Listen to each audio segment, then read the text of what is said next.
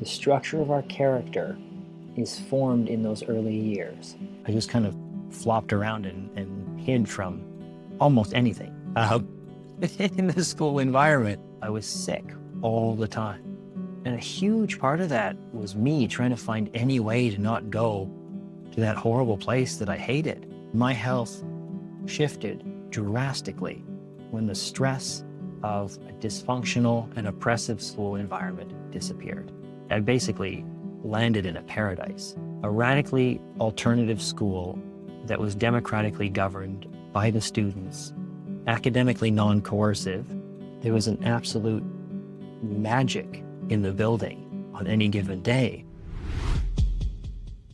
Welcome, David. It's so good to have you, my old friend. We've been friends since we were 10 years old now. I wasn't sure exactly what year we met, but I guess you figured out the number. It's been a long time. Yeah, well, I remember because I was 10 when I went to Windsor House School, and you were maybe 2 years older. We met in an alternative school.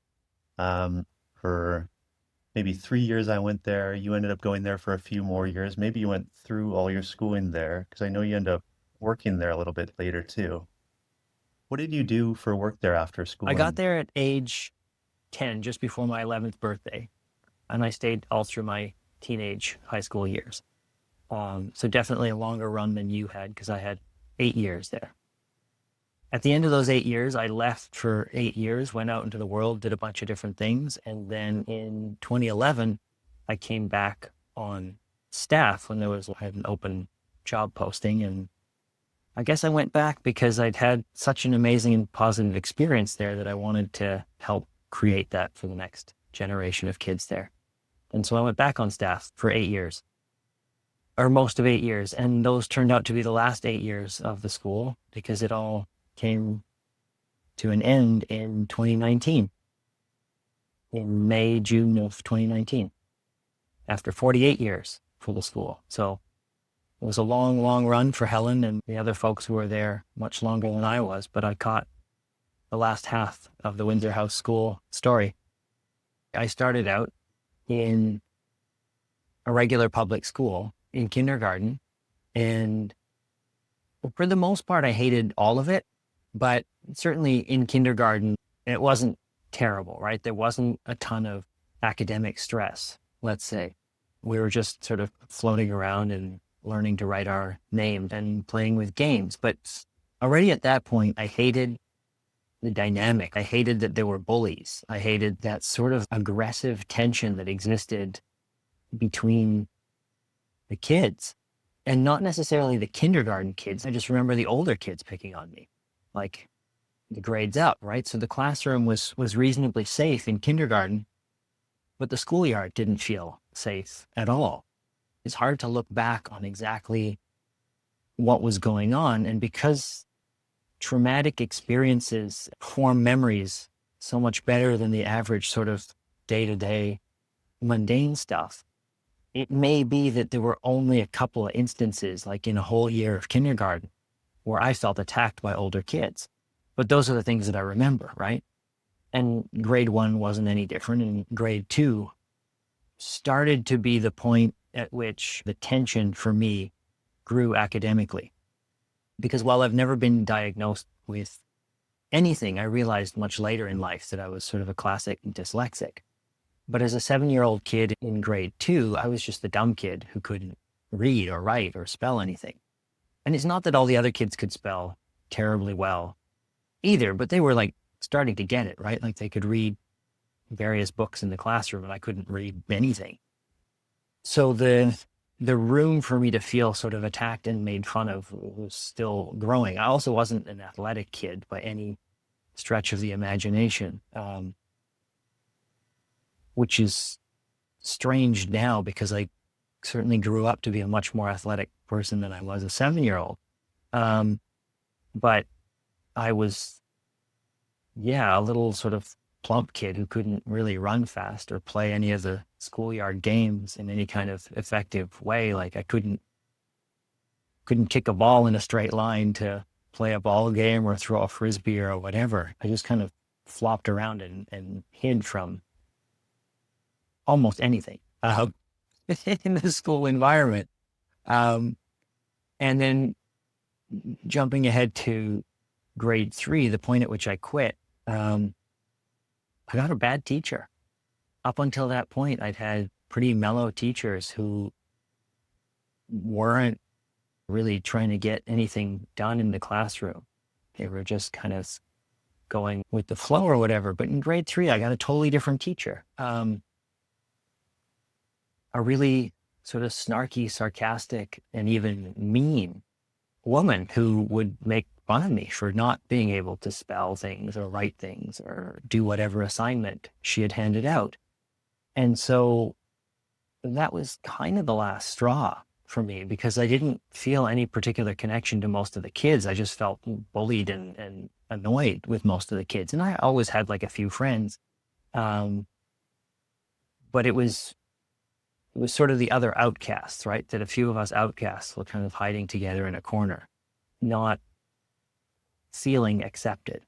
The last straw was having a mean teacher, because at that point, like, I hated the building. I didn't care about the social connection. I felt totally alienated by the schoolwork, by the projects and things that were happening. And then I didn't have an ally or any kind of support in the adult figure running the room. Moving on from that point, we called ourselves homeschoolers for a chunk of time, because we figured out that some other people were doing that, and we didn't have much idea what that would mean or what that would look like. And fast forward a few months, my parents found a fun little project-based, sort of small hippie private school in downtown Vancouver. And we went and visited, and I liked it, and they signed me up. That was called Life Song School at the time. It changed its name to Pacific Spirit. Yeah, so I spent a year there. And because it was very sort of like fluid and roughly age segregated into two groups, those like younger kids and older kids, I didn't appreciate or understand it at the time as a kid.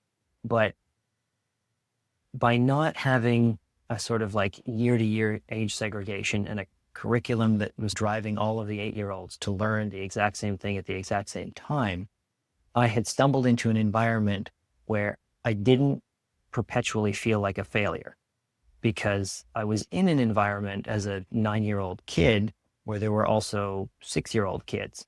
And by that point, I had learned to memorize enough words, even though I couldn't like functionally read anything, that I could sort of stumble my way through a basic book, the same as some of the other kids were doing in that environment. And because there wasn't any kind of pressure for everybody to be the same and to perform at a certain grade level, I felt quite comfortable in that environment. The school also did a lot of outdoor trips, and it had a little theater program, which I liked. That was, I guess, my first sort of exposure to being on stage, which turned into a lifelong love of theater in some ways, in many ways. The key thing for me is that all of these sort of stress factors had disappeared. I was now in a tiny school that had less than 30 kids, and there were no bullies. There was, two lovely adults in the role of teacher who were actively supporting all of the kids at whatever level that they were at, to grow and to learn to move forward with things.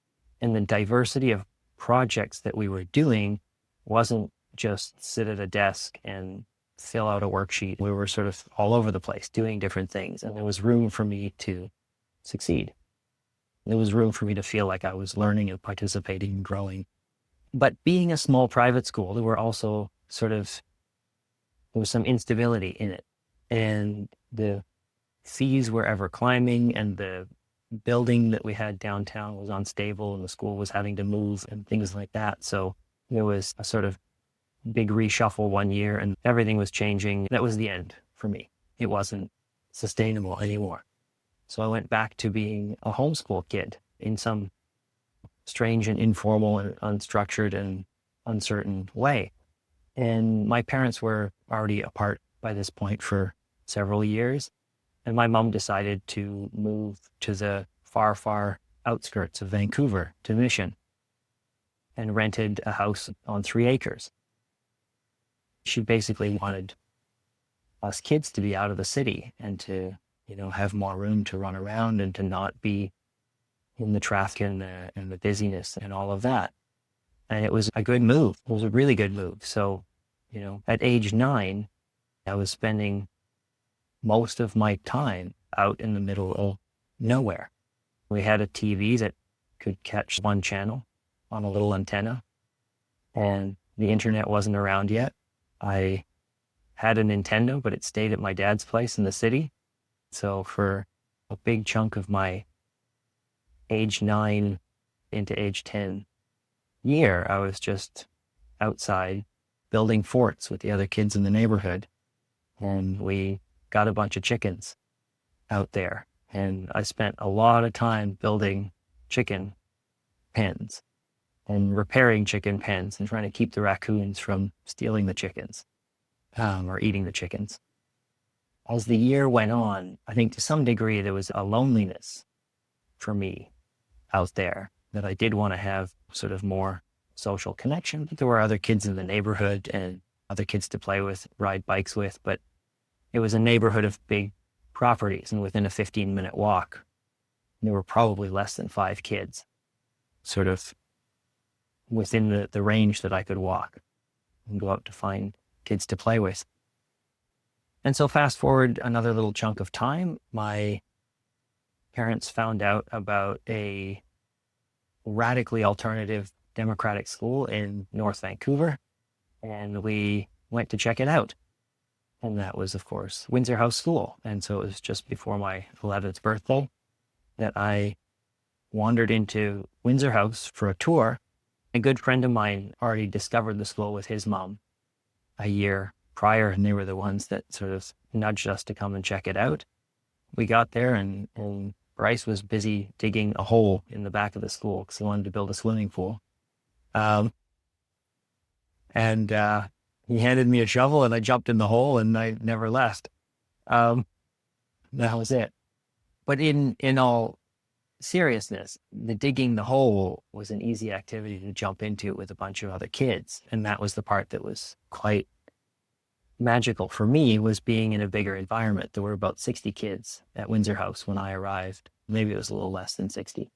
The school was just entering its first major growth spurt because the school district of North Vancouver had just decided to allow kids from outside of the district of North Vancouver to register at Windsor House.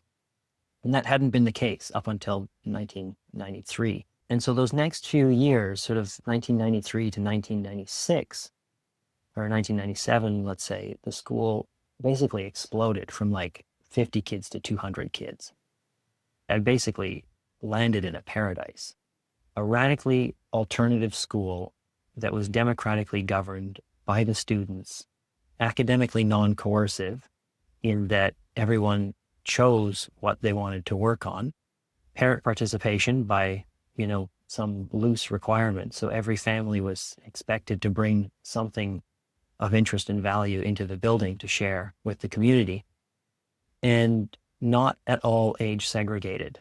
So Windsor House had just opened up registration to the high school years at the same time, around 1991. By the time that I got there, just before my 11th birthday, there were already a bunch of teenagers around, mostly kids who had grown up in the school and were continuing on. My story makes it obvious why an academically non-coercive environment would have been appealing to me. There was no grade 6 reading class that I had to be on par with. I just avoided anything that had to do with reading because it was too difficult and too scary. And we'll come back to that later in the story, because ultimately I did figure out how to read and figure out how my brain does and doesn't read. But as a 10, 11-year-old kid, it was way more interesting to dig a hole in the backyard and go play floor hockey and do theater and do anything else that didn't involve learning to read. As a parent participation school, there was an absolute magic in the building on any given day, because the kinds of families, the kinds of parents who ended up there were fairly interesting people, right? They were crazy hippies and artists and actors and craftspeople and people with all kinds of strange hobbies and skills. So when all of those people came into the building to share something interesting, we had all kinds of interesting things going on, like amazing outdoor trips and fencing classes, and a few people building a radio antenna so that the school could have its own radio station, and kids digging holes in the backyard to make a swimming pool that never actually got filled with water. But, it's exercise and experience. We were building little trails in the forests behind the school. And the forests were quite small, but big enough that kids could work on building trails. We had parents fundraising to, expand playground structures. And we had floor hockey games, and we had parents coming in to teach unicycling classes, which ultimately ended up with a unicycle basketball team playing in the gym, which was absolutely nuts to watch. I never got into that one. I tried getting on the unicycle a bunch of times. Wasn't my jam. Now I think that was after the years that you were there. I don't think there was ever a unicycle class when you were around. But yeah, people doing so many interesting things on any given day, that the place was really full of magic all the time. So it was an easy place to stay, even though as a kid, when I started there, it was an hour-long bus ride to get there and back from where I lived on the other side of the bridge and the sort of other side of Vancouver. And I did it quite happily. When I arrived there, my dad's work schedule allowed him to drive me there most mornings. Then I would jump on the city bus and come back. I often say that I'm very lucky to have caught the tail end of kids going to play outside without adults. And I am, because nobody sends their kids out to the park, at least not in a big city, to go and play without an adult anymore. And similarly, at age 10, my dad talked me through the bus routes, so that I could, jump on a city bus and travel for an hour to get back to the other side of town. I began to grow my understanding of the bus grid and to develop my independent mobility at age 10. And that was a profoundly liberating experience, because I grew that muscle. I grew that, city mapping function that I certainly have in my brain, but a lot of people don't. A lot of people struggle with navigation, and it might be because they never practiced it. But yeah, I'm lucky to have had that experience, and I'm lucky to have grown up at the tail end of kids wandering out into the world on their own without parents. My life in the sort of East Vancouver neighborhood was totally different from my school life. Like, I loved it. I grew up in a fairly quiet neighborhood with parents who did what all of the other parents on the block did, which was just send their kids out to play. Parents would say, okay, be back in time for supper. And the kids would all just disappear out into the neighborhood and wander over to the park and play here and play there and build forts in the back alley and throw water balloons at each other and ride bicycles around the neighborhood, and then, come back in time for dinner. But nobody had a cell phone, and there was no way to find there wasn't no way to find your kids. Parents did find their kids if they needed to somehow. And there was, just a totally different dynamic from the way that kids play today, with helicopter parents hovering over them and driving them to the park or driving them to swimming lessons. So anyway, floating off topic, you asked me about the school. That's how I wound up at Windsor House School. And I was there for all my teenage and high school years. And there's probably a million threads to elaborate on in there. But coming back to the core topic of health, for me, my health shifted drastically when the stress of a dysfunctional and oppressive school environment disappeared. Up until age 8, I got ear infections all the time. I was on antibiotics all the time. And past that point, never happened again. While I was in a regular school, I was sick all the time. And a huge part of that was me trying to find any way to not go to that horrible place that I hated. Part of it certainly was me, pretending to be sick or like trying to be sick or playing up being sick. But I also wasn't like a healthy kid, right? Like I talked about not being able to like keep up with the other kids or run or sort of like be athletic or engage in all of the games and stuff that were happening. And all of that just sort of melted away and disappeared when I sort of had room to grow and room to play and an absence of the constant stress that I was under as a younger kid. So any conversation about let's call it academics. Any conversation about academics aside, we could argue about whether or not I was academically advantaged or disadvantaged by being in a different environment and having room to avoid reading until I was ready to tackle it and room to avoid this and that. From a health perspective, people don't learn when they're under heavy stress. There's a lot of good research around stress and the extent to which stress inhibits learning, right? It shuts down the brain. It puts us into this constant fight or flight response where we're not doing useful learning. What we're doing is having these sort of limited, almost traumatic learning experiences where you learn that like this place is scary, don't go here, or this person is scary. And often those traumatic sort of learning experiences aren't even really useful because the stressed learning comes out in some kind of a way that really isn't helpful at all. Like the bully who's pushing me around likes to wear a blue shirt, so now I'm going to be traumatized by people or triggered by people wearing blue shirts for the rest of my life. And it's like, oh no, a blue shirt, right? Like you're watching over your shoulder, like where's the blue shirt people coming? And that's the kind of thing that we get out of these overly stressful environments because the brain stops processing in a useful way. And I spent so many years as a younger kid just like going to school and being in that stressed state every day for a huge chunk of the day.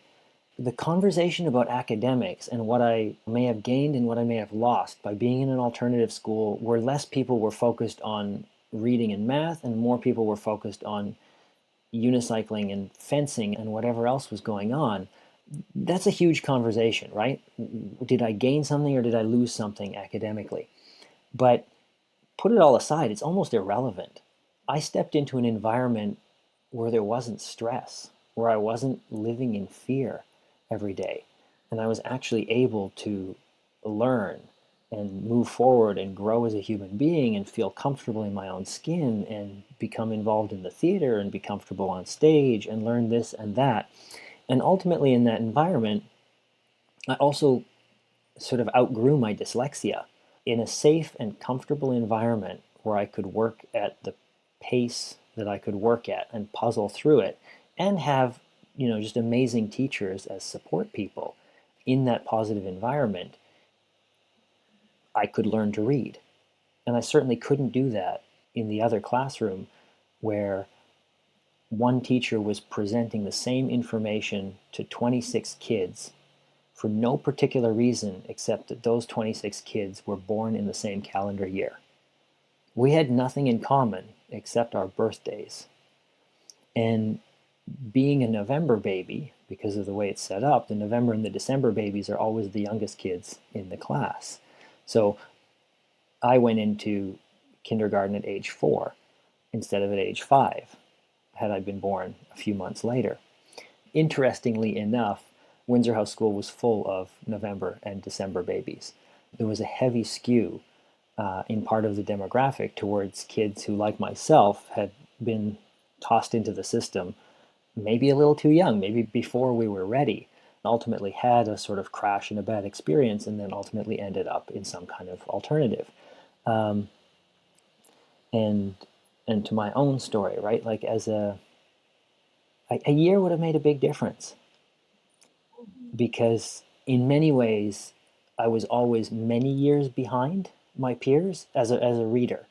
One less would have made a big difference, right? Like any environment that puts a kid in constant stress, whether it's an academic stress or a sort of social stress, we're talking about bullying, peer pressure, whatever, that's a tough environment to be in as a kid. And it's your day to day, it's your life, right?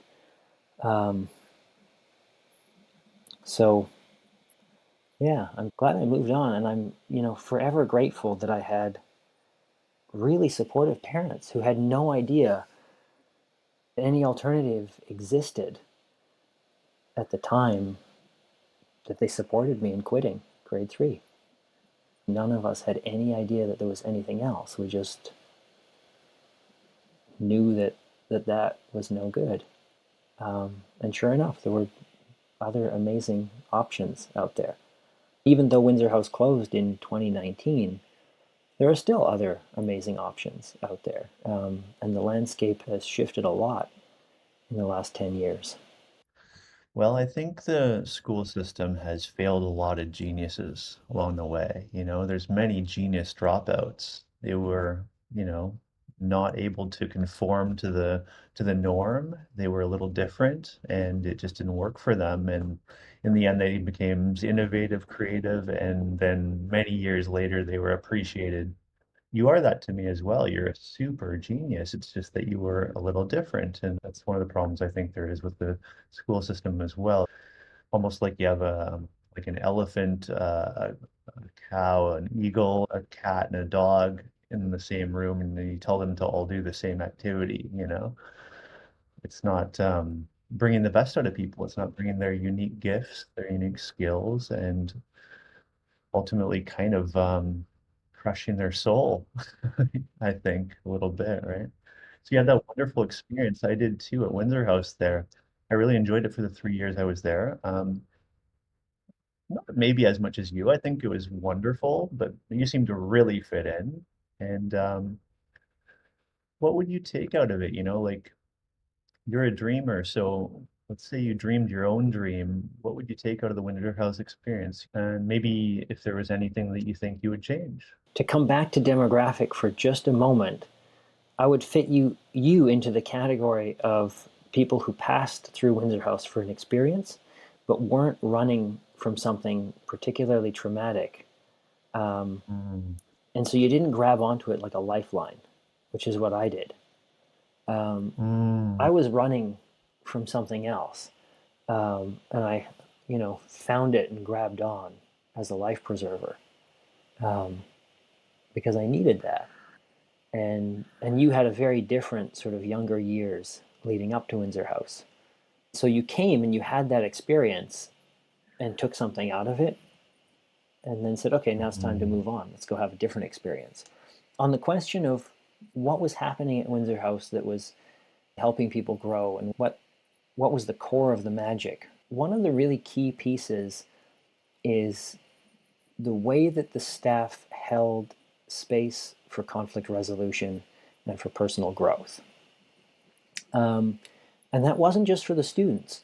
There's a great part in the Windsor House mini documentary where one of the parents says, my family, we're here because I need to learn. My kids are just playing, they're just doing their own thing, they're little, but I'm here to learn. I'm here to learn how to be a parent. And that kind of mentality, it was a container that was beautifully held by a group of absolute master teachers um, who kept a space. And they were master teachers in an academic sense, that they were, brilliant at teaching um, reading and writing and arithmetic and sciences. But they were also brilliant master teachers because they were teaching us about communication and problem solving, and how to be people together. A huge part of that was held in the sort of non-authoritarian structures of the school. When two kids had a conflict, which inevitably there were conflicts and lots of them every day, um, there wasn't a traditional structure, a traditional hierarchic structure where the two kids could complain to a teacher and the teacher would punish someone and the problem was solved, so to speak. Um, and ultimately, if the teacher didn't have the tools, they could send the kids to the principal's office, then the principal would punish the kids and the problem would be solved. Um, at Windsor House, everything was built around trying to empower community members to be able to solve their own problems. And so, two kids in a state of conflict might receive help from either another student or a teacher or a parent or whatever, but the help was around trying to resolve the conflict. And although the language around nonviolent communication didn't come into the school until the late 90s, we were practicing it, and the school and the teachers were practicing what we now call nonviolent communication decades earlier. And I'm not sure when that book first came out. Anyway, it doesn't matter. But this idea that's been popularized today, right, that's gaining sort of notoriety or started to gain notoriety in the late 90s, early aughts, was already alive and well at Windsor House from the beginning in the early 70s.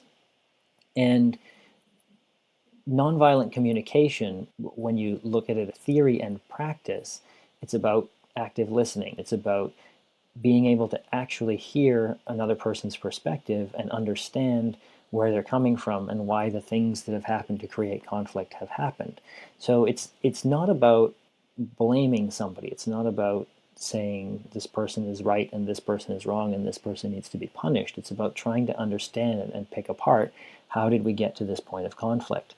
Um, Maybe one of these people are, you know, triggered by blue shirts and it causes them to have an anxious reaction where they just run away from somebody and the person who's being run away from feels, really hurt that they're now being excluded from the whatever, and they push back against that feeling of exclusion by doing something hurtful to the other person, and this is sort of like snowballing effect. And so at Windsor House we always took the time to pick these things apart. um, What does that look like at Windsor House when one kid files a complaint against Yeah, another? absolutely. Okay, so step one, two kids are in conflict. It was always a sort of encouragement to problem solve, right? So the two kids don't necessarily need any kind of an outside intervention or support because they're existing in this container where kids solve problems together. Um, but often that doesn't happen, right? At that point, an outside mediator um, might become part of the situation. And that mediator could be any community member who is able to provide support in that moment. And so that's kind of like your step two. And that mediator might be able to sort of diffuse things or come up with a solution that the two kids can agree on. But the mediator doesn't have any kind of authority, right? They don't have the power to say, kid number one, you're in the right, go do X, and kid number two, you're in the wrong. There's no one with authority to essentially be the police person.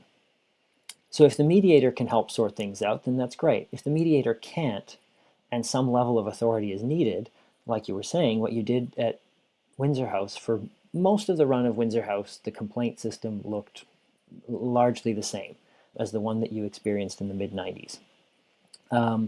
So anybody can grab a paper complaint form and fill it out. These are the people that were involved. This is the incident. This is what happened. And it was unresolvable for whatever reason, right, in the moment.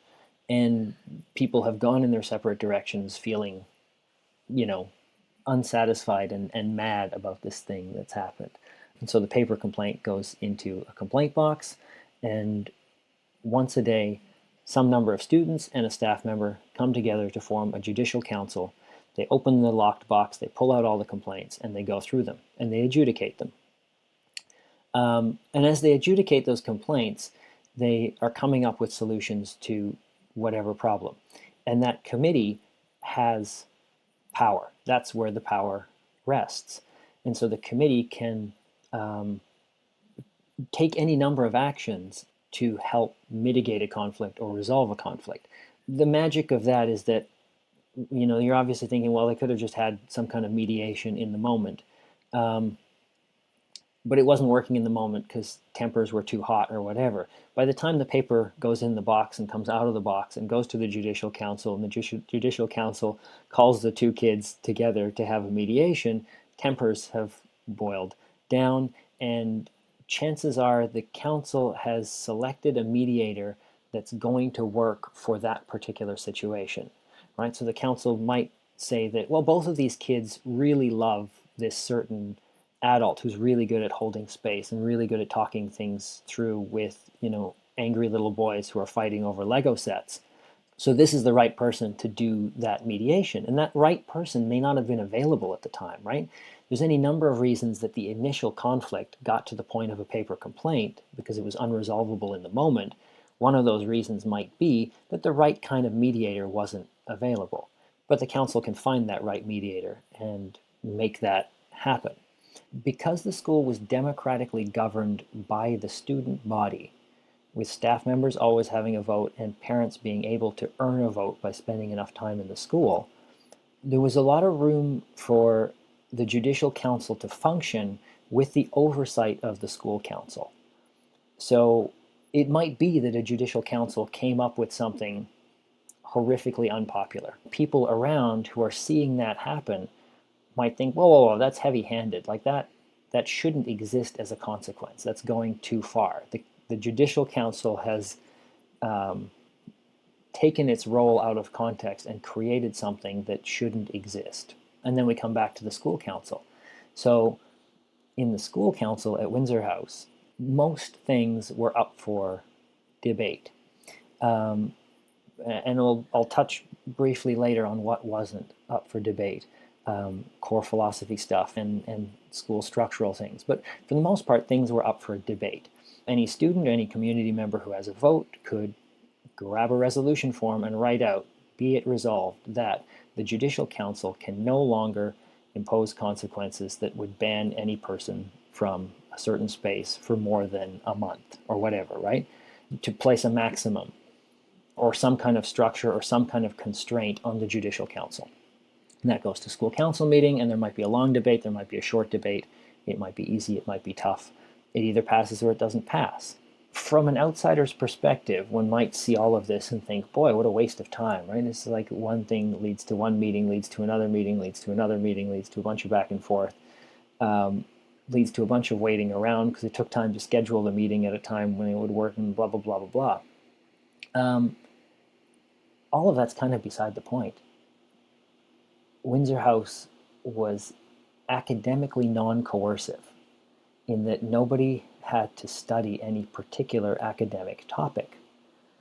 But the school was very coercive in that everyone had to learn to function in a democratic structure because you had to, right? We were all immersed in an environment where real decision making, real conflict resolution, and real power were in the hands of each individual. And some kids, were around for years and never quite picked up on that thread and ran with it. But it was there for them to run with if they wanted to. And kids who arrived at Windsor House at age 3 as a younger sibling, not actually able to register and be a kid at Windsor House, but who were around at age 3, by the time they were 5 years old and they were actually in the school, they were already familiar with the culture, right? There were 5-year-olds who would come to school council with some kind of a suggestion, right? Be it resolved that we spend $500 from the school budget on more Lego because there isn't enough Lego in the room where the Lego is, and there's constant conflicts over whatever it is, right? Green bricks. There's only a handful of green bricks, and the kids are always fighting over them. So let's spend $500 and buy a bunch more Lego, focusing on parts X, Y, and Z that are missing. And 5-year-olds would do that because they'd grown up in that culture and they were comfortable in that culture. And that's, I think, really powerful. It created an environment where kids had a voice in a way that, kids often just don't have a voice in a fairly ageist society. The core question, what were the structures that created better health and healthier kids? The other obvious piece is physical education. So in most school environments, there's a lot of time just sort of sitting at a desk. Um, and that works for some kids to some degree.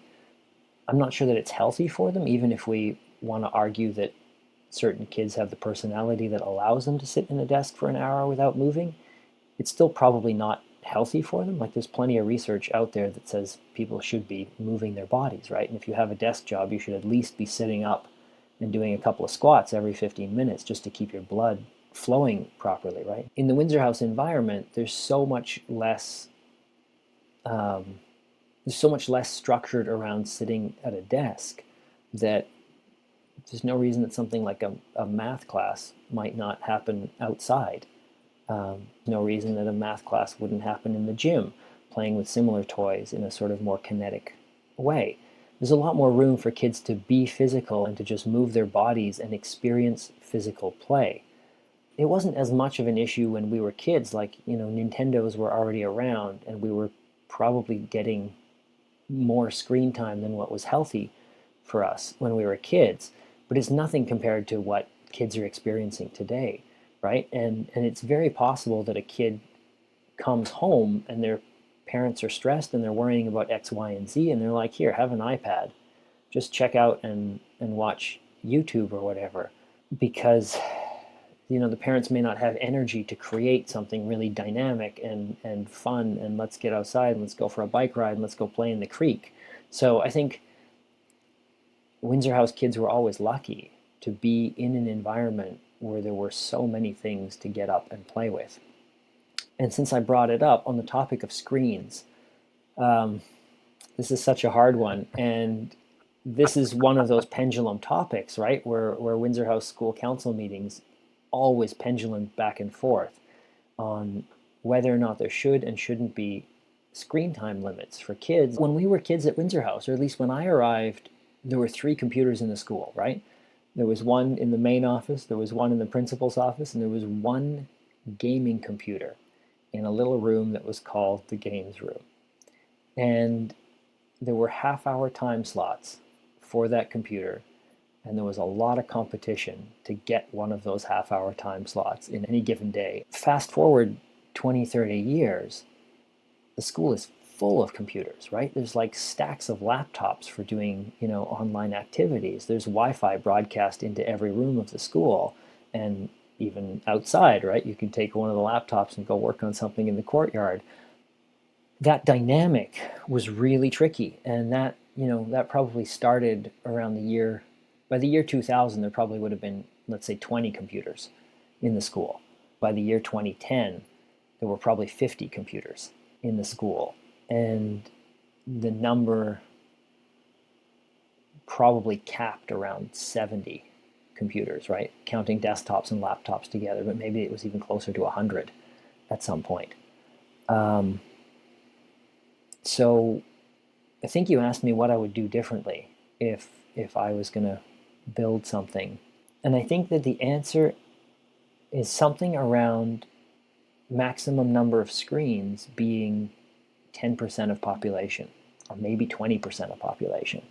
Um, but that there has to be some kind of artificial scarcity around a resource that is absolutely amazing and worth learning, but arguably also really addictive and powerful and problematic in many ways.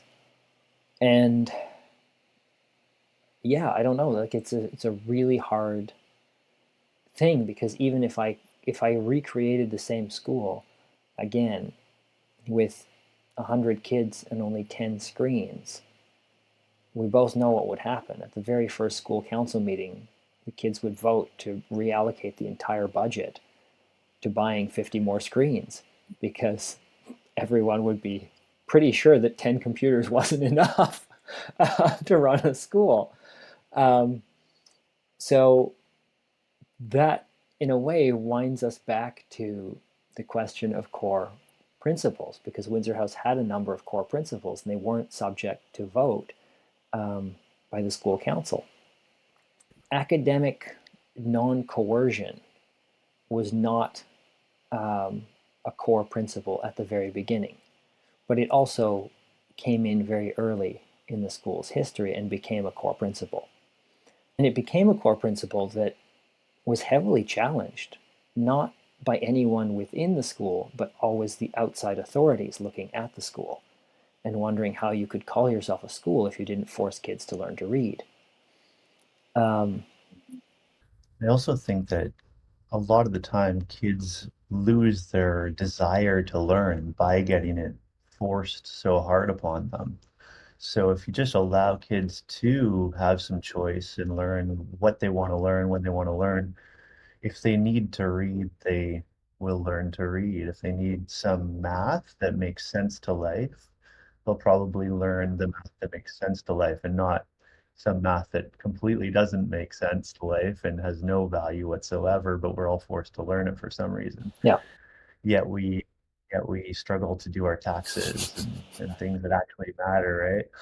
yeah, Um, I couldn't agree more with what you're saying on all counts. One of them being the screen time. I think this is a very important topic just to touch on. There's huge teams of very, very intelligent people designing everything on the internet to be as addictive as possible to even us, let alone a small child.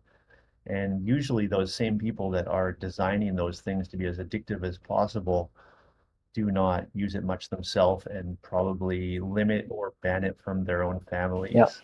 I think it's really important for maybe a school system, but especially a parent. I don't have the answer of how to navigate it.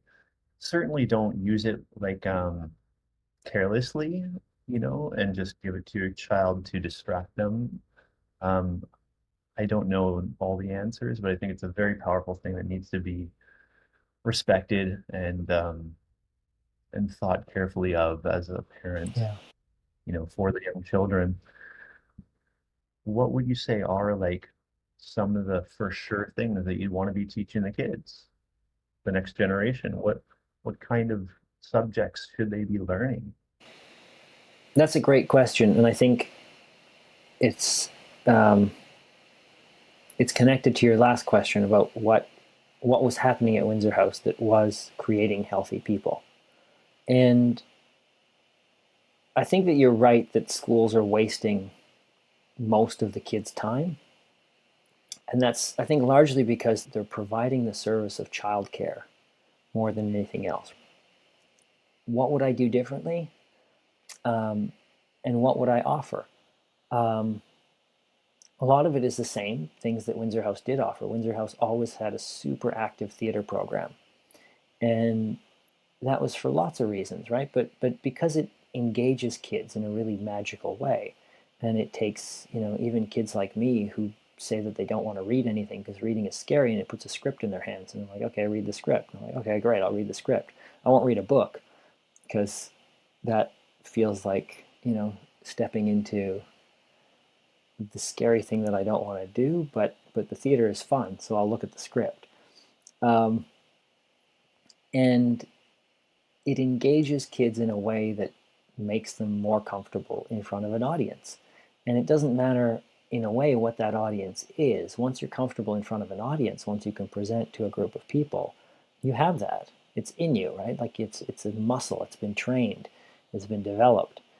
And it doesn't matter to some degree whether or not you need to, talk yourself out of a situation or whether or not you're presenting something important to a board meeting. If you can stand in front of an audience and make your case, then it's a much smaller jump to stand in front of an audience and make your case freestyling something or improvising something or getting your own message across once you're not reading it from the script, once you're not presenting somebody else's message. Um, so theater is important. One thing that was really missing at Windsor House for most of the years that I was involved, not all of the years, we did it a few times, was growing food. So there were years in which we had, I think when you were there, Mark had the mushroom growing thing running in the basement. Um, I don't remember it, but I think that's a super important topic. Food in life. I think growing it and preparing it are both good things to teach everybody. There's so many people today that cannot do either. yeah, and so in any given year, there was always a lot of food preparation happening at Windsor House with kids. There wasn't necessarily food growing. And there were years where food growing was an activity and it was a thing that was happening. Um, but there were a lot of years where it just wasn't. And, in an academically non coercive environment, it's never about forcing the kids to grow their own vegetables, right? You're not going to come at it from the perspective that every kid must have 5 broccoli seeds and try and bring at least one of 5 to the point of being a full head of broccoli. Um, but the activity should be there and land should be allocated to that purpose. Um, and in many years it was, right? Because groups of kids would come to school council and say, write up a resolution. We're going to use this portion of the schoolyard as a vegetable patch, and ball games won't be allowed in this area anymore because the balls are going to go stray and destroy the broccolis and such. And that did happen, um, but it wasn't particularly driven as a core principle. It was happening as a sort of side note because somebody got excited about it, right? It was more like a parent participation thing, like the unicycling and the fencing classes. Those things happened because a parent wandered in and was like, I used to teach fencing, so I'll do a fencing class. And, a bunch of kids are like, yeah, absolutely, let's do fencing, right? Um, I think that growing food should have been something that the staff were focusing on as a sort of core issue, the same way that running the kitchen to produce food that kids could go and eat was like a kind of core value that never got overlooked. In the same way that offering reading classes at every level on the spectrum was always considered to be a core offering, right? In the same sense that there were always staff members who were assigned to making sure that the theater program was offered and functional. When I was running the theater program, to me, running the theater program didn't mean that I had to direct every play, that I had to star in any play, that I had to do X, Y, and Z. It just meant that the thing had to be flowing and functional, and that there was room for any kid to come and be involved in a way that felt interesting for that kid. And a lot of the time that meant supporting other people to be in the role of director. It meant supporting somebody to be in the role of dance choreographer. It meant supporting somebody in the role of being musical director. It meant supporting X, Y, and Z, right? And there's 100 different little aspects to having a theater program run well.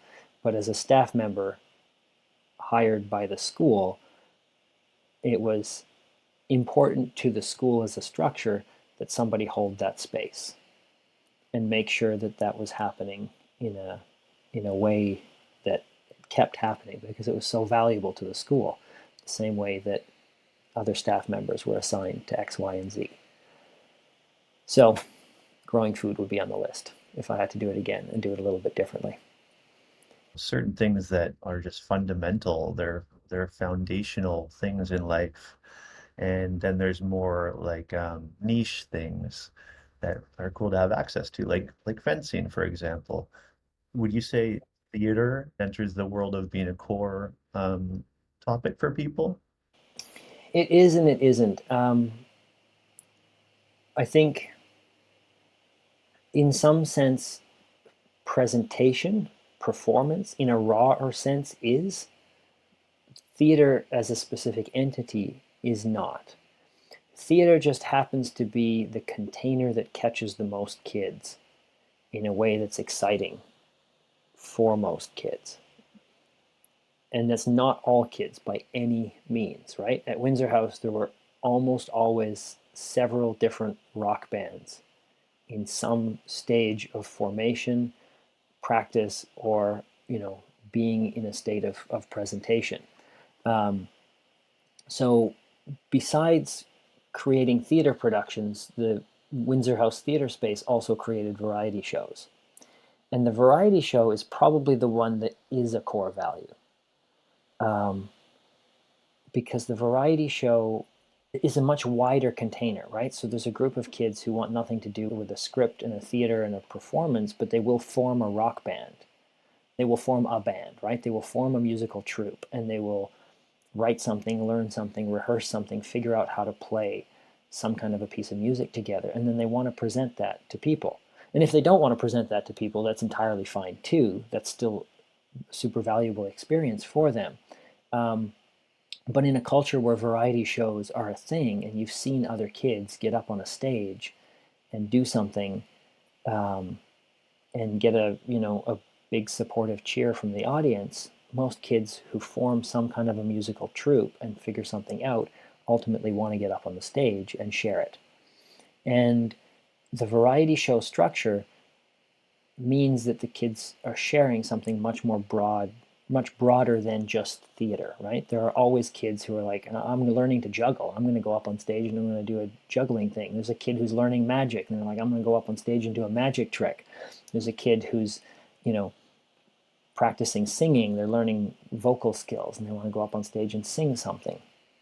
The theater and the big theater production is the container that catches the most kids and is the most accessible to a big group of kids, because it wasn't unusual for us to have 30 to 50 kids in a production.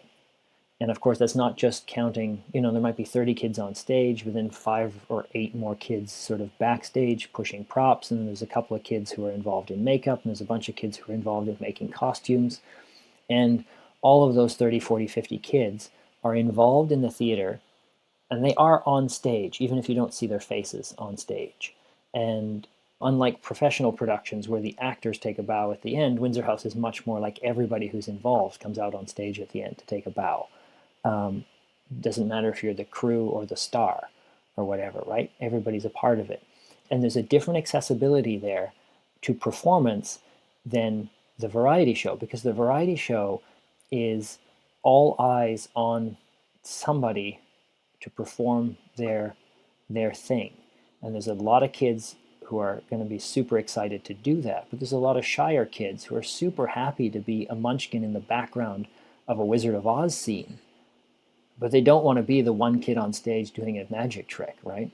Um, so again, the theater is a big accessible container that involves kids in so many different ways, because somebody wants to make a costume and somebody wants to build a set piece and somebody else wants to be front and center on stage singing the big song or whatever.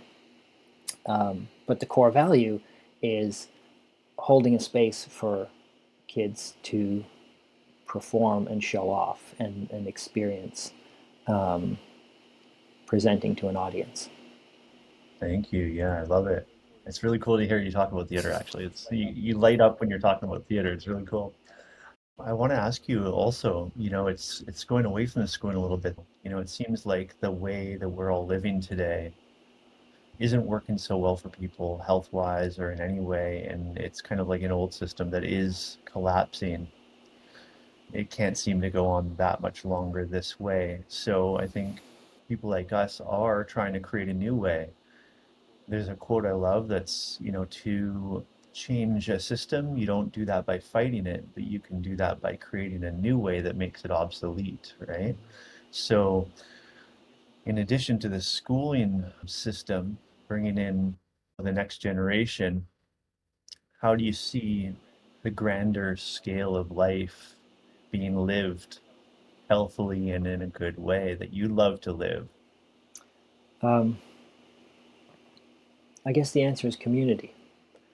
Um, and I say that absolutely appreciating that most people need more sort of alone time than what I find myself needing. But I think that we're social beings, right? I think we're hardwired to be social with each other and to work together. Um, so the answer is some kind of community. I don't know that it makes sense for people to keep focusing their energy on trying to exist alone in their own little one bedroom apartment, separate from all the other people. Um, and it's hard to imagine what the alternative is, because the other context that we see all around us in the world are other cultures where people live in sort of like a bigger family unit, right? That's a sort of easy default answer because you're born into your family. But it's not what I've done in my life, because as much as I love all the members of my family, I'm not sure that most of us have enough in common that we actually want to build the same life. And so I've always gone out into the world to try and find my people, right? To find my tribe, or to find like minded people to build my own sort of microcosm of community. Um, and ultimately, I haven't done it. After 20 something years of adulting and wandering around, and in many cases building a lot of really great connections within the sort of overall scope of city life, um, I don't feel like I have landed in the kind of community that would feel like home. And that's a difficult thing to reckon with. And if we sort of jump to the present day circumstance of my life, my thoughts are heavily focused around finding community and figuring out where it is that I want to live and how it is that I want to live with people, because so far I haven't found the thing that feels like home. And you've tried a few times too. You were leading a community house for over 10 years and you've given it a few shots, but I have known you for a while and I know that you are thinking bigger than just a household too, in a way, in terms of if money was set aside, you would like to create something bigger than just one house. Yeah, absolutely. So yeah, I've in my adult life, I've basically always, rented some kind of a big house and shared it with different people. Um, and I would do that again in a heartbeat if I was committed to living in the city. But there's definitely a sort of difficulty to living in the city, that there just isn't room to grow food, and there isn't really room to build bigger community, to build more sort of thriving community. And so exactly, you and I have talked a lot about um, what's next. I think that I would still like to be close to a big city where there are opportunities to, engage in things like theater that only happen in big cities, at least on a bigger scale, but to be out of the city at the same time, right? With room to grow food and room to create community. I'd love to be living in some kind of a bigger container where there's at least 20, if not 50 people, working together to, you know, build their buildings and grow their food together. I often jokingly call this Vegan Village Farm. The thing that I'm going to go out into the world looking for or find or whatever.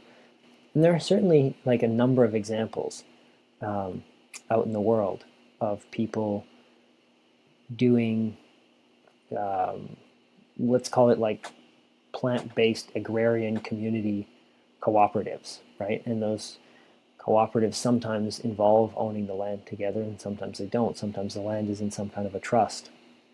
Ultimately, they're places where people come together to live together and to work together towards some kind of a shared vision. In a year from now, I might have a different answer, because I may have found something that really feels like home. Um, but at this moment, in this juncture, I'm feeling like I'm ready to leave the city and go out looking somewhere in the world for something different. Would you rather find it or would you rather create it yourself? I think that I would rather find it because in a way, like growing something from scratch is a thing that makes sense to do as a necessity if something doesn't already exist, but it's easier to build something that already exists, I think.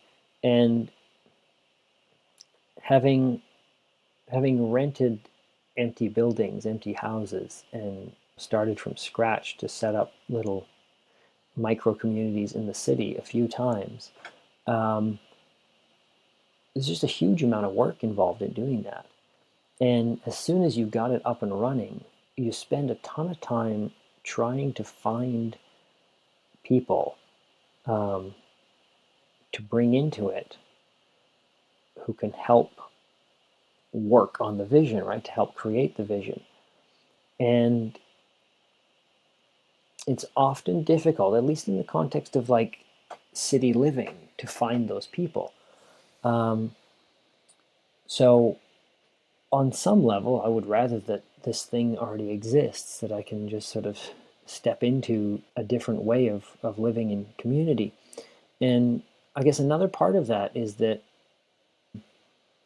if money was no question and I could start something tomorrow in the ideal location, I have no way of knowing whether or not I'm equipped to actually make it work. And what I mean by that is that I've certainly had a bit of practice here and there growing food and spent time on little farms. Like there's a lot that I need to learn to actually step out of being a city dweller and into being a villager in a functional community. It's much more tempting to step into something that's already functional.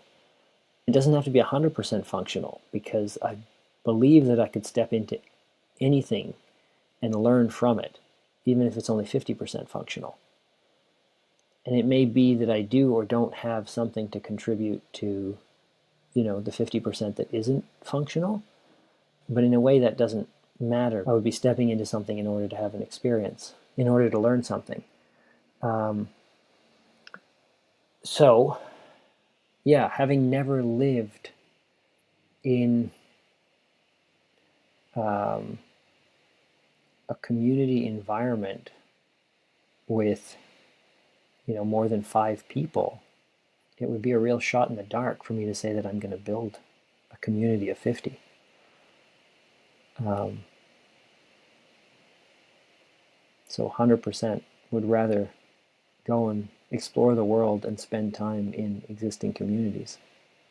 What would that look like? Like, let's say somebody knows of something that's perfect and sees this, what is that you're looking for that they can even reach out to you and say, "Hey, I know what you're talking about. Come here." Totally. Um, I guess what you're hitting at is sort of like core values, right? Or what are the core values that I'm ultimately looking for?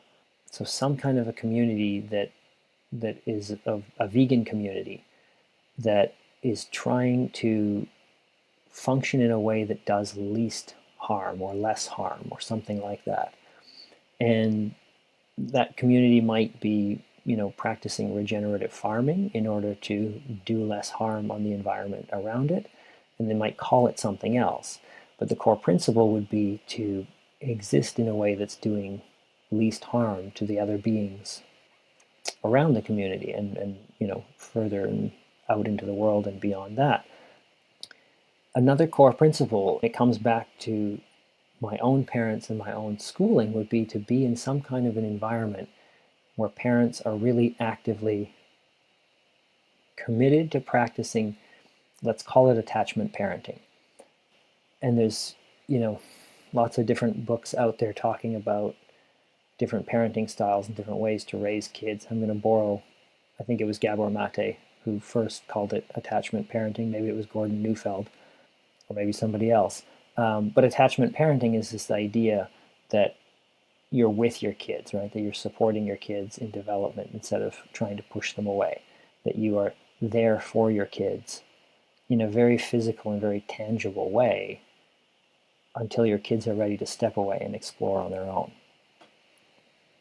As a core value, I would want to be in a community that's, again, I'll use the term nonviolent communication because it's one that's floating out there and that people are familiar with, but in a community that's practicing some kind of communication style where people are not sort of like bottling things up and holding tensions and not resolving problems. I want to be in a community where people are actively interested in resolving problems. And a lot of that is people working on their own traumas and on their own stuff, right? That's a very difficult thing to find because most of us are stuck in our own stuff. Most people can't see themselves in the mirror. In fact, maybe none of us really can, right? Like I have no way of knowing where I'm stuck because where I'm stuck just looks like what's normal to me. Um, so anyway, some kind of communication some kind of community that's practicing very active communication. And similarly, I'd like to live in a community where not just growing food, but like a lot of core skills are being actively shared and learned and developed together with the other people um, in community. And I think because I've always worked with kids my whole life, and I imagine that I'll keep working with kids for the rest of my life, it would be neat to be in a place where the community was actively interested in engaging with the wider community rather than being insular. And what I mean by that is that I can easily imagine 50 people having a piece of land in the middle of nowhere and saying, we're going to build our own thing. We're going to be as independent as possible and to close ourselves out from the outside world. And to me, that's much less appealing than somehow still staying engaged with the outside world and saying, hey, we've built this beautiful community and we're going to run an amazing summer camp for kids to come out and experience being in nature and growing their own food and being in community. And maybe it's not just a summer camp for kids, maybe you do the same thing as a summer camp of sorts for adults to come and engage in living outside of the city in a really different way. And that probably sort of dovetails into the previous core value about skills sharing. Right? To me, it's much more interesting for everyone in the community to try and share skills and develop skills together, and then it becomes more interesting to try and take that to the outside world. If we can figure out some kind of beautiful regenerative veganic agriculture that does composting in an amazing way, great, let's share that with anybody who wants to come and learn it, because ultimately it's about um, like you said, right, it's about leaving the existing paradigm. If the systems are all broken and society is, you know, falling apart, it's a mess, the best thing we can do is to step out, to create something better and to disengage from the dysfunctional systems. Um, and that's certainly always on my mind, right? To the extent that I pay federal taxes, I have you know, uh, a discomfort and a guilt in my belly, knowing that our federal government is just as likely to, make bombs to send to some other part of the world than the government is to like pave a highway. And we all love paved highways, but I'm really not excited about making bombs. There was one time, once upon a time, not too many years ago, when I was in Costa Rica, and it was definitely forefront of my mind that I thought I might be trying to start a community from scratch. And I have to say, there's only one person that I certainly wanted part of that, and that was you. It's like if I could have anyone to be here, it would be David.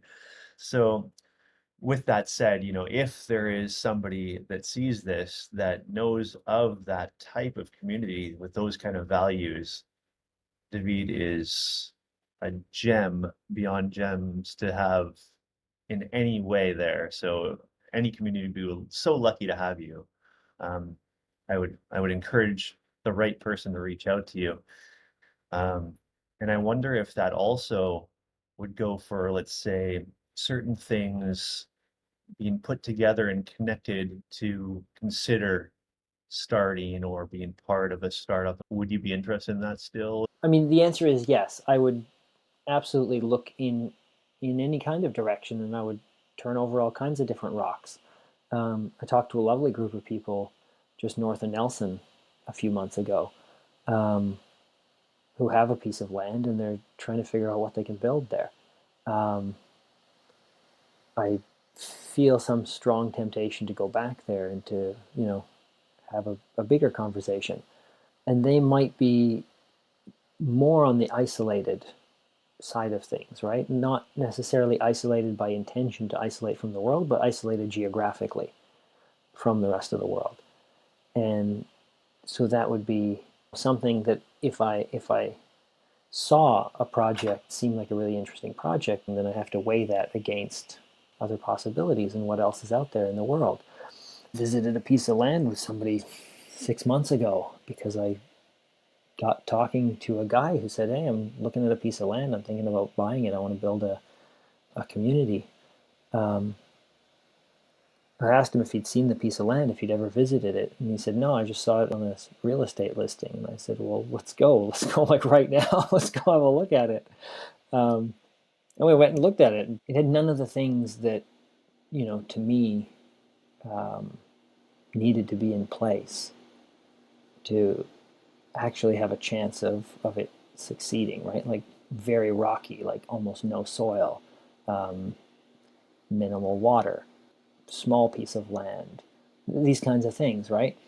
So, I mean, I wouldn't hesitate to sort of like go in any direction and go and explore something, but certainly I have an idea in my mind about, or several ideas in my mind about what might work or not work.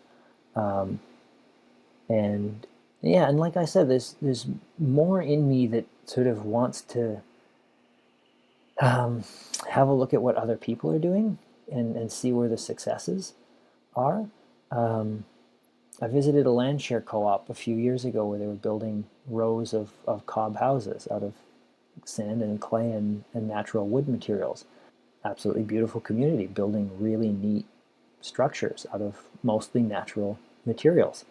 I felt like there was a lot that I did learn there and a lot more that I could learn there. And if it wasn't for the very sort of like carnist, um, let's kill the animals around us and put them in the freezer kind of mentality that those people had, I probably would have spent a lot more time there. But for me, as an ethical vegan, it doesn't make any sense to invest time into into a community that's going in a really different direction, that's focusing more energy on trying to eliminate the few wild animals around them than planting gardens. But in each of these different spaces, there is something to learn. There's something interesting to see.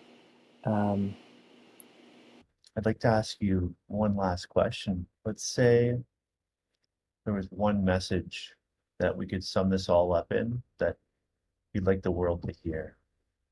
What would that message be? our experiences in the first few years of life, like especially under age 8, are absolutely formative and totally essential. The structure of our character is formed in those early years. And stressful environments are absolutely poison to the development of those small kids. And all of the rest of it, if if you can start out with a good solid base, everything else is relatively easy. I feel absolutely fortunate that I grew up on the tail end of kids going outside to play. Unsupervised, right? My parents would just send me out the door at age 6. I'd just get on my bike and go somewhere a few blocks away, go to the park, go find other kids, wander out into the street, put my rollerblades on, and take off somewhere and go play Ghostbusters in the back alley or whatever, or Ninja Turtles, or all the things that we were playing. Here in Canada, um, most people at least have enough sort of basic resource around them that they could create a beautiful, nurturing, safe environment for kids. I'm really grateful for you as my friend, and thank you for being here. It's really fun to have a nice long chat with you. We have good chats once in a while, but this is a nice long one, so it's been a pleasure. And I hope that this in some way maybe connects you to the right community or something good comes out of it. And yeah, I just really appreciate you. Thank you so much for being here and everything you're doing. Thank you so much. Good to talk, good to connect, and maybe I'll see you on the other side of the world if I find an interesting project